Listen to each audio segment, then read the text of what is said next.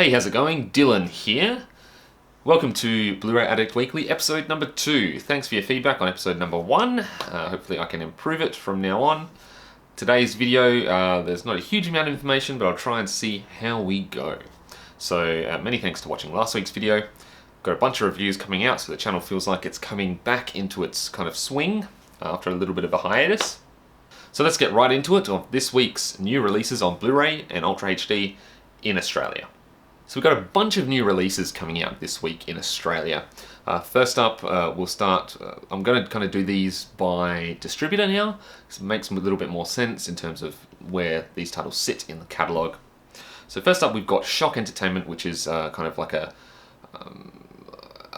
smaller distributor in Australia. They do a lot of re-releases and like of out-of-print stuff, so bare bones, not many special features.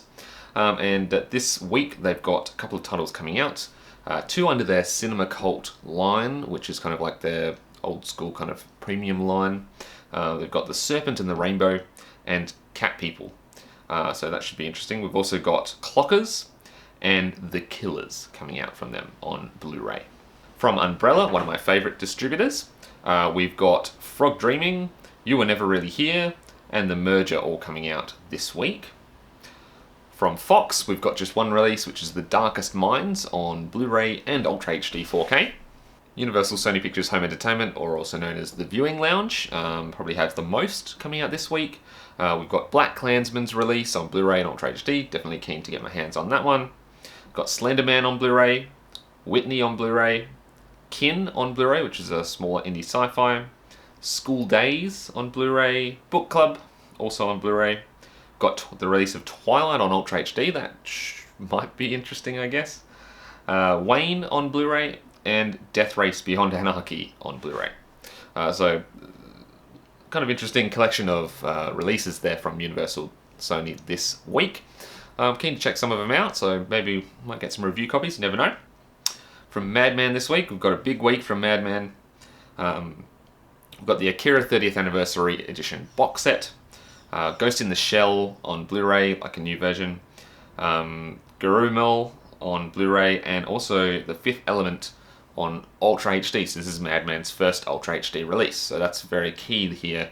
It's really showing that the middle-sized distributors are kind of getting more into that game. It'll be interesting to see who they're using for their disc pressing, because obviously E1 are using Fox, so they already had infrastructure in Australia.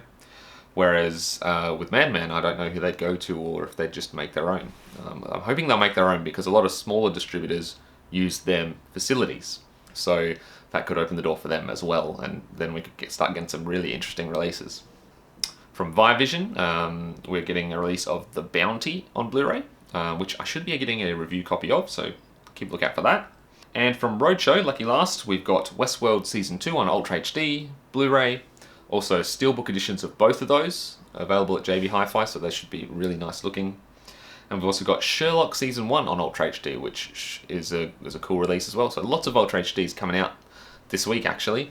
So very keen to see them. Hopefully I can get a hold of them. I spent a lot of money at Black Friday, so let's see how we go. Alrighty, so now let's have a look at what Blu-rays I picked up this week. So we got a few stragglers from left over from the Black Friday sales that didn't arrive in time for last week's video, obviously, because it was on the Friday and postage doesn't work on the weekends. So we have a couple of titles which I grabbed really well priced, some of these from Amazon Australia. First up, I got Mission Impossible Fallout in UltraHD for $12.50. So that's insane on release week. So that was a deal I jumped straight on. It sold out within like half an hour, so definitely glad I got that. I was going to go for the steelbook, but the price difference was insane, so I was just like, to hell with it, I'll grab this. And I gave it a watch the other night, really, really fun. Also grabbed the Avengers Infinity War on 4K Ultra HD, which was about $17, so pretty well priced. And lastly, I grabbed Deadpool 2 Super Duper Cut because I didn't own it yet, and my wife hasn't seen it, so I wanted to show her. And this was also about, I think, $14 or $15, something like that. So a very good deal on these 4Ks.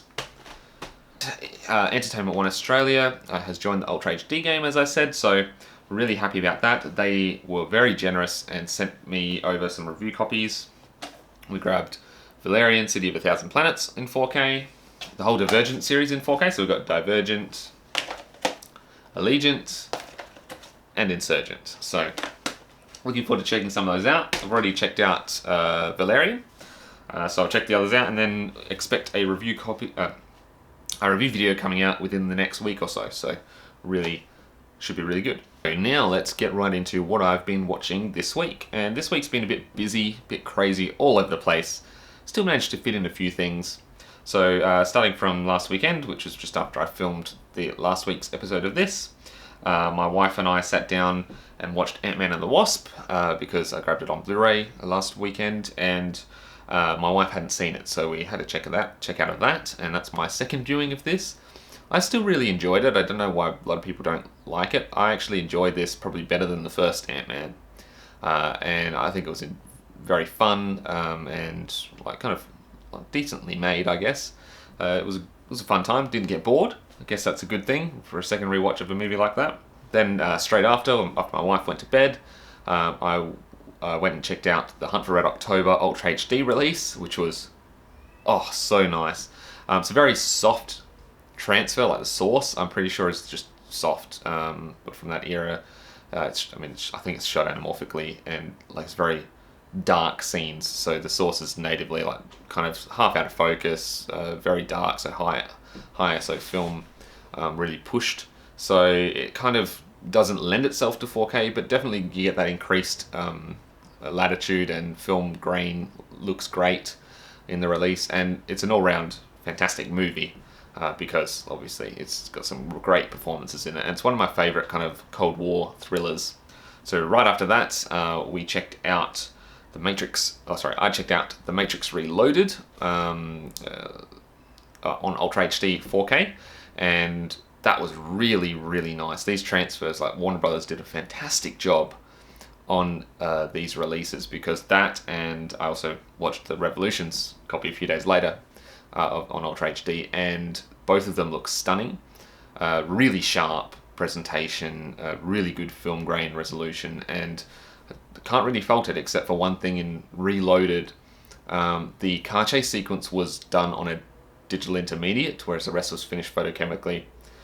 So it does noticeably look softer, and the blacks are a lot more crushed, which is disappointing, but it's probably the best they could really do, other than finding the original film and actually redoing all the VFX, so that would be a bit awkward.